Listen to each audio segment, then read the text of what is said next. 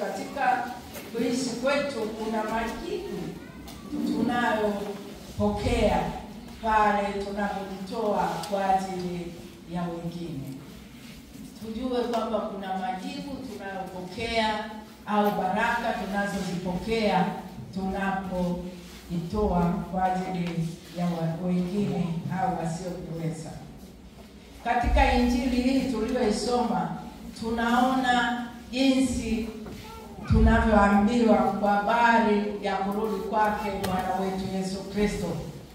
Na hii inaonyesha Yesu, Injili hii kuanzia Mwanzo 25 ukianza kusoma utaona Yesu alikuwa anawaambia wanafunzi wake mambo mengi ambayo yatatokea au mengine ambayo yamekwisha kutokea, lakini katika hili akawa anawaambia kwa habari ya siku ile ambapo atakapokuja kwa ajili ya mataifa yote.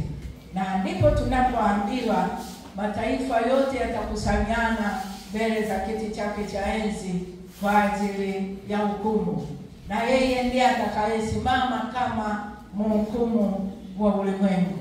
Na hapa tunaona ametoa mfano wa kondoo na mbuzi, kwamba takuwa amekaa kwenye kiti chake cha enzi akibagua kondoo na mbuzi kama vile mchungaji anavyobagua kondoo na mbuzi. Kwa hiyo hapa tunaona kwamba atakuwa ameketi kwenye kiti cha enzi akibagua pande mbili, pamoja na kwamba ni mataifa mengi, lakini watakuwepo watu wa aina mbili, watakaokuwa mkono wa kulia na wengine watakaokuwa mkono wa kushoto.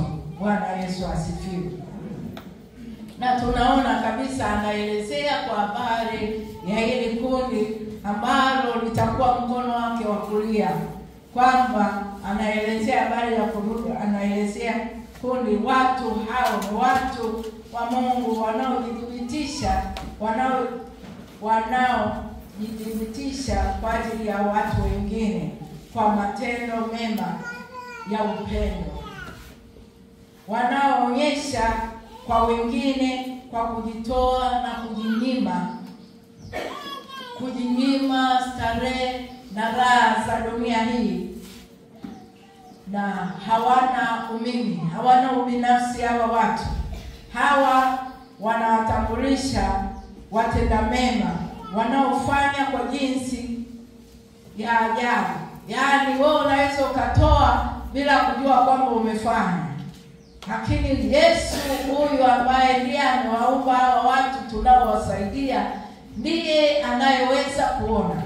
Na ndio maana unaona hawa walifika wakasema, ni lini ulikuja kwetu?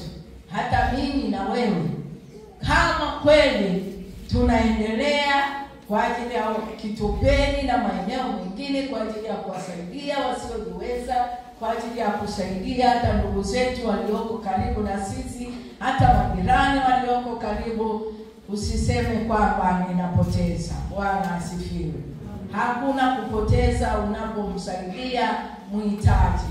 Hakuna kupoteza unapomsaidia yatima. Hakuna kupoteza unapomsaidia yule ambaye hana kitu cha kula nyumbani na watoto. Unawekeza kwa Bwana. Unawekeza kwa Bwana. Na hili somo tulipopewa linaonyesha jinsi ambavyo askofu aliona kupitia somo hili tutundue kabisa kwamba tulivyojitoa kwa ajili ya kazi ya Kitopeni na kazi zingine ambazo umeendelea kujitoa, usifikirie kwamba umepoteza. Haleluya. Usifikirie kwamba umepoteza. Hujapoteza hata kidogo, unawekeza kwa Bwana. Ndio maana anasema kwa kadri mlivyowatendea hawa mmenitendea mimi.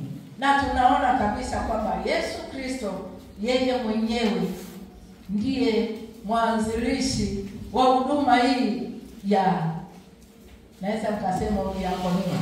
Maana Yesu alipokuwa anahubiri Injili, alikuwa anahubiri Injili ya neno na tendo. Haleluya. Neno na tendo. Alipokuwa analia akiingia mahali wanalia, anaachilia neema pale. Anawafufua wafu waliokuwa wamekufa. Wale yule mama aliyekuwa amefiwa na binti yake akamuinua binti yake. Lazaro naye akafufuliwa. Alipokuwa anahubiri injili watu wakakosa chakula, akawaambia wapeni watu chakula. Kwa hiyo unaona Yesu alikuwa anatenda kazi hii ya udiakonia tangu mwanzo. Kwa hiyo Yesu mwenyewe ndiye mwanzilishi wa udiakonia. Na sisi kama Wakristo tunaojua kwamba Yesu Kristo ni Bwana na Mwokozi wa maisha yetu. Yesu Kristo ndiye aliyetuachilia upendo. Mungu Baba aliupenda ulimwengu akamtuma huyu Yesu kufa kwa ajili yetu.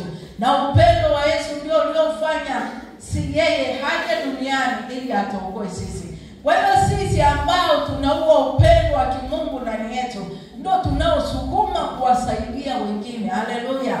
Ndio tunaosukuma ule upendo wa kimungu ndani yetu. Ndio unaotusukuma kuwapa wahitaji mahitaji yao. Ukimwona mtoto wa mwenzio anatembea uchi, mtoto wako ana miguu imekaa ndani hata ajui anavaa nini, unashangaa ule moyo wa upendo wa kimungu unaijaa ndani. Unajikuta tu unatoa na wewe unamwambia nena mama fulani chukua na wewe, mama fulani chukua na huo unga kidogo, nenda kapike na watoto. Upotezi. Bwana asifiwe. Haujapoteza. Ukitoa kwa moyo wa kupenda haujapoteza. Ni watie wa moyo watu wa Mungu. Kazi ya Mungu mnayoifanya maeneo yoyote, iwe ni kwa ajili ya Mungu, iwe ni kwa ajili ya jamii, iwe ni kwa ajili ya familia, unawekeza kwa Bwana. Unawekeza kwa Bwana. Na ndio maana akasema hawa watu haeni upande huu, ninyi nyote mliofanya nini? Mliobarikiwa. Baada ya baraka kuna kufanya nini? Kuurithi uzima wa milele ule tulioandaliwa. Kumbe tunapoendelea kutoa kwa moyo wa kupenda, kuwasaidia hawa wasiojiweza, kuwasaidia majirani, kufanya kazi ya Mungu bila kuchoka, kuna kurithi uzima wa milele baada ya maisha haya. Bwana asifiwe. Bwana Yesu asifiwe. Ipo neema ukijua ni nani unayemtumikia. Ipo neema ukijua hata mimi hiki nilicho nacho ni kwa neema, sio kwamba ninastahili. Hatutakuwa wachoyo kutoa. Hatutaona mwenzetu analia alafu tunacheka kafulia. Usije ukafananishwe na wale mbuzi waliowekwa mkono wa kushoto. Kwa nini? Hawana upendo. Hawakujua kwamba kuna wahitaji. Hawakujua kwamba wanajua maisha yao binafsi. Wakiingia akifunga mlango hata mtoto wa jirani haja agonge wanapokula, nenda kwenu unaitwa.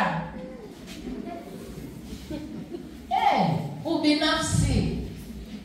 Yaani pamoja na kwamba Mungu amekupa lakini huna moyo wa kutoa. Ni ubinafsi umekukaa. Ni uchoyo umekukaa, uoni. Hujui kwamba Mungu amekupa tu kwa neema. Sio kwamba wewe ni wema sana ndio maana amekufanikisha hivyo alivyokufanikisha. Hapana. Amekupa ili na wengine wapokee kutoka kwako. Haleluya. Amekupa ili na wengine wapokee. Kuna watu tuko hapa. Sijui unajijua. Wazee wako kijijini, mwezi unakata ti. Na hii baridi kule kwetu Mbareni mama yangu usiseme. Na Mbeya yake, na Iringa yake. Lakini kumbuka, ili ushainua sukari. Wamekaa wanajikunja tu. Toto huko Dar es Salaam anaendelea kutanua na maisha. Anaendelea kunawiri. Mungu atusaidie sana. Kwa kadri mlivyowatendea hawa, mlinitendea mimi. Usichoke mtu wa Mungu kutenda mema. Usichoke, Mungu atakulipa usipozimia moyo. Mungu atakulipa tu usipozimia moyo. Sasa hivi ndipo unajua wewe ukifikiria maisha yako uliyoishi mpaka hapo ulipo. Kuna wengi wanakuja kukuambia asante ulinivusha mahali. Ukijiuliza nilikuvushaje? Ushasahau kwamba ulimsaidia mtu akavuka. Ishasahau kwamba kuna mama alikuwa anaenda kulala na watoto wanalala, ukamsaidia unga akavuka. Ushasahau, lakini Mungu hajasahau. Mungu hata kusahau. Hata kama umesahau ulimfanyia mtu kitu, hata kama ulisahau ulijenga ukafanya, wewe utasahau, lakini Mungu unayemtumikia hawezi kusahau. Hata hao unaowapa, hata wengine wakisahau, lakini kumbukumbu yako mbele za kiti cha enzi imegongwa muhuri. Ingieni kwangu ninyi mliobarikiwa, mkaurithi ule uzima mlioandaliwa tangu misingi ya ulimwengu. Kitope kitufundishe kwamba katika hili, pamoja na kupigiwa debe sana, lakini debe la kwanza moyo wako upige debe mwenyewe, kwamba kuna haja ya kuwasaidia wahitaji, kuna haja ya kujitoa kwa ajili ya wengine, kuna haja ya kujitoa kwa ajili ya kazi ya Mungu, kuna haja ya kufanya kazi ya Mungu. Bwana asifiwe. Haleluya. Huyu dada aliyekuwa anaimba na Dafrosa hapa ni msharika wa Buguruni. Akaja akasema, mama tunakuja. Nikamwambia karibuni. Wananikumbusha kile na kile. Mimi nishasahau tulichofanya, lakini wao wanakumbuka. Ndio maana unaona hata mwingine, hata wewe, kuna wanaokuja kwako, baba nimekuja tu kukusalimia, kuna 1 2 3, asante nimevuka mahali, asante baba. Wewe unajiuliza lini nilifanya? Wewe umesahau. Lakini Mungu na baraka unazozipata yamkini ni hivyo unavyovitoa. Ndio maana Mungu anaendelea kumwaga baraka. Haleluya. Uendelea kuweka mkono namna hii, vitaisha hivyo. Utaendelea hata kama Mungu akikuhurumia, vinaendelea, lakini ujue hauko kwenye fungu la kuresi ule ufalme. Haupo. Ule ufalme aliyouandaa haupo, kwa sababu umeacha ule pendo lake. Yeye aliamua kukaa, aseme mimi siko tayari kufa kwa ajili ya watu, nini kingetokea? Lakini upendo wake Yesu Kristo alikubali ili mimi na wewe tupate uzima wa milele. Kwa hiyo kupitia sadaka hii akitupenda, Mungu aendelee kutukumbusha kwamba inatupasa tuendelee kuwa watoaji bila kukata tamaa. Tuendelee kumtolea Mungu, tuendelee kutoa kwa ajili ya wengine. Ukisikia mahali kuna upungufu, wewe kama Mungu amekubariki, toa. Ukisikia mwenzio analia, lia pamoja naye, furahi pamoja na yeye, ili Bwana aendelee kutubariki katika kila jambo tunalofanya. Starehe za dunia tumeziacha. Wale ambao wengine wanaona hakuna haja, sisi tunajivinjari na maisha. Jirani nyumba ya pili mtoto karudishwa shule, kisa ile hela ya wiki inaitwaje ile ya wiki ya kuna mtihani wa wiki nimerudishwa, sina hiyo, nafikiri ni shilingi 3000, nimerudishwa wiki hii sijatoa. Kaka nyumbani, lakini unamuona unapigwa. Sio kwamba una shilingi 3000 unazo, tena unaenda pale unakaa kwenye meza ndefu, sio shilingi 3000, sio 2000, sio shilingi ngapi, mimi sijui. Lakini hebu ungemsaidia huyu mtoto aendelee kusoma, kesho angekuwa Samia wa kesho.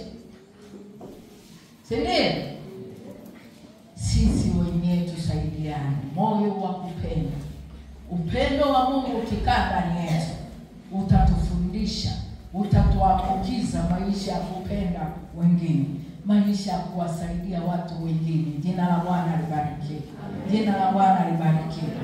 Na watu tunaendelea kupata baraka kutokana na wale tuliowahudumia. Wale tuliowahudumia kwenye maisha yetu. Na watu tumekaa na watoto wa baba mdogo, kubwa wa shangazi, wani tumeendelea nao, huyu kaenda chuo, huyu kaenda sekondari, huyu kaenda wapi. Upotezi mtu wa Mungu. Haleluya. Unawekeza kwa Bwana. Kwa kadri mlivyowatendea hawa, mmenitendea mimi. Mungu atusaidie kwenye maisha yetu na katika kukaa kwetu hapa duniani, tujue kwamba tumepewa kwa zamana, ili kile kidogo tulicho nacho tusibaki nacho wenyewe. Tuendelee kuwatunza wasiojiweza, tuendelee kuachilia wale wasiojiweza, na wao wajisikie kwamba wako chini ya watu wengine ambao Mungu amewapa neema ya kuwatumikia. Bwana asifiwe. Bwana Yesu asifiwe. Basi Mungu atusaidie. Jumatano hii Alhamisi kama alivyosema, Mungu akikupa kibali mzee wa kanisa, kama alivyotangaza kwenye TV, nafikiri itakuwa live. Unaweza kukaa ukaangalia, lakini kanisa kama kanisa tutawakilishwa na viongozi pamoja na wazee kanisa. Kwa hiyo leo tutatoa sadaka maalum ambayo inasindikiza hiki kilichoachiliwa leo, kwamba hata kama ulitoa, lakini sema Mungu ninakushukuru. Kumbe kuna baraka ninazopokea ninapoendelea kutoa. Kumbe ninapotoa sio kwamba ninatoa kwa ajili ya huyu mtu, nimetoa kwa ajili yako. Haleluya. Nimetoa kwa ajili yako na Mungu atafanya. Jina la Bwana lihimidiwe. Usichoke kutenda mema. Usichoke kutenda mema, mtu wa Mungu. Uwe na moyo wa upendo ambao utakusukuma kuwasaidia hawa tulionao hata kwenye majumba yetu. Kuna watu tuko na mahusiano ndani ya nyumba zetu, lakini hayo mateso tunayo hapa sio ya kawaida. Sio ya kawaida. Mungu atusaidie hawa wa nyumbani kwetu, tuone kwamba hata wao ni wahitaji. Wanahitaji kutunzwa na sisi, wanahitaji kutumikiwa na sisi, ili Mungu aonekane kwao. Bwana asifiwe. Tuombe. Mungu wetu na Baba yetu, katika jina la Yesu tunakushukuru mwaminifu. Asante kwa pendo lako, asante kwa uaminifu wako. Jehova, umetupa moyo wa kupenda, kukutolea na kuinua, kuwasaidia wengine wasiojiweza. Kipekee Baba, tunainua ile siku ya tarehe 5 ambayo Baba ndio siku ya Harambee kwa ajili ya kilele cha kwenda kujenga lile eneo ambalo watoto wako wenye utilio wa ubongo watakaokaa kule kutoka nchi mbalimbali, kutoka mikoa mbalimbali watakuja. Mungu, asante kwa sadaka ambazo watoto wako wametoa kwa ajili ya kazi hii, na wataendelea kutoa bila kuchoka, bila kukata tamaa. Mungu, ninaomba ufungue milango yao, ukabariki kazi za mikono yao, ukabariki uzao wa matumbo yao, waendelee kuona wema wako na fadhili zako zikiendelea kwenye maisha yao. Hata tutakapotoa hii sadaka leo, Bwana Yesu, ukaitakabali, ikaendelee kupiga kelele mbele zako, na zaidi ikafanyike ulinzi kwa ajili ya familia zetu na kazi zetu na jamii inayotuzunguka. Waendelee kukutukuza wewe kwa ajili ya utukufu wako, katika jina la Yesu Kristo Baba ninaomba na kushukuru. Amen.